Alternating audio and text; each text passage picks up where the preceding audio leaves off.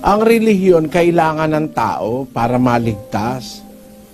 Kasi yung relihiyon, ang kahulugan nun, pagsamba. Pag sinabi mo hindi kailangan ng relihiyon, para mo sinasabi hindi kailangan ng pagsamba. Yung relihiyon na galing sa salitang Grego, sa Bibliang Grego na threskia, ang isang kahulugan nun, pagsamba. Pakilagay mo nga sa screen, Sis Luz. Ito po, threskia, from a derivative of G2357, ceremonial observance, religion, worshiping. Ayan. Yung threskia, yun ang isang kahulugan nun ay relihiyon o pagsamba. Pag sinabi mo hindi kailangan ng relihiyon, hindi mo na kailangan sumamba, paano ka maliligtas? Kailangan tayo sumamba o maglingkod sa Diyos. Sumunod sa mga kautusan. Yun ang tinatawag na ceremonial observance. Pagsunod sa mga palatuntunan ng Diyos. Kaya, biblically speaking, pag-uusap na makabiblia, kailangan ang relihiyon. Kaya lang, hindi yung relihiyong inimbento ng tao o itinayo ng tao. Gistres ng Roma. Sapagkat sa hindi nila pagkaalam ng katwiran ng Diyos, at sa pagsusumakit na maitayo ang sariling kanila, ay hindi sila napasakop sa katwiran ng Diyos. Pero mga tao nagtayo ng kanilang sariling relihiyon, hindi sila napasakop sa katwiran ng Diyos. Kaya kung kailangan ng relihiyon, yung relihiyong ang Diyos ang nagtayo, ang Diyos ang nagturo. Pero yung itinayo ng tao, hindi yun ang kailangan. Kaya ginagawa nila, dinadaan nila sa filosofya, siguro wala silang tiwala sa relihiyon, mismo silang gumawa. Pero pag ang relihiyon, yung kaparaanan nun ay galing sa Diyos, hindi mo pwedeng sabihin hindi kailangan yon. Kailangan yon sa kaligtasan.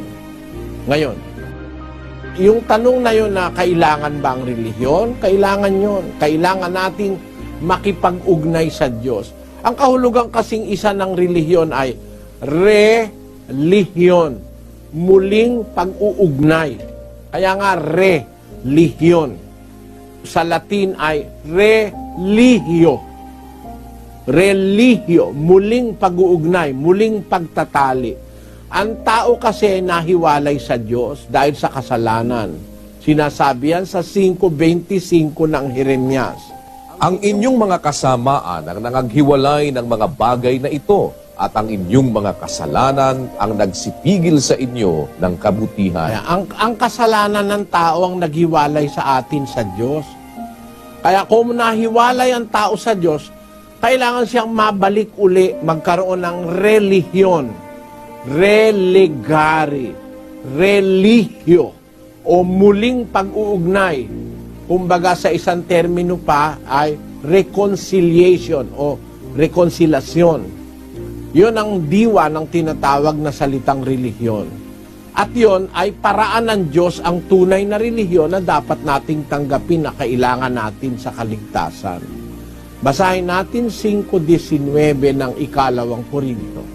Sa makatwid bagay na ang Diyos kay Kristo ay pinakipagkasundo ang sanglibutan sa Kanya rin, na hindi ibinibilang sa kanila ang kanilang mga kasalanan, at ipinagkatiwala sa amin ang salita ng pagkakasundo. Ayun, merong salita ng pagkakasundo. Merong word of reconciliation. Basahin mo sa English, kapatid na Daniel. To wit, that God was in Christ reconciling the world unto himself, not imputing their trespasses unto them, and hath committed unto us the word of reconciliation. Has committed unto us the word of reconciliation. Ang salita ng pagkakasundo. Para makasundo uli ng Diyos ang tao na nahiwalay dahil sa kasalanan, kailangan yung word of reconciliation, and that constitute the true religion in the Bible. Yun ang bumubuo ng tamang relihiyon sa Biblia. Yung salita ng pagkakasundo na ipinagtiwala ng Diyos sa mga alagad, sa mga apostol. Yun ang ating mababasang aral sa Biblia na magtatali uli sa atin sa Diyos. Ibabalik tayo sa Diyos, kaya religio, relegare, relihiyon sa Kastila. Religare sa Latin at religio. Tapos sa Kastila, relihiyon. Sa English, religion. Sa Tagalog, relihiyon din. Pero yan ay kabuuan yan, yung aral, pagsamba, pagsunod sa Diyos. Kailangan yan, kapatid. Hindi ilalagay yan sa Biblia kung hindi kailangan.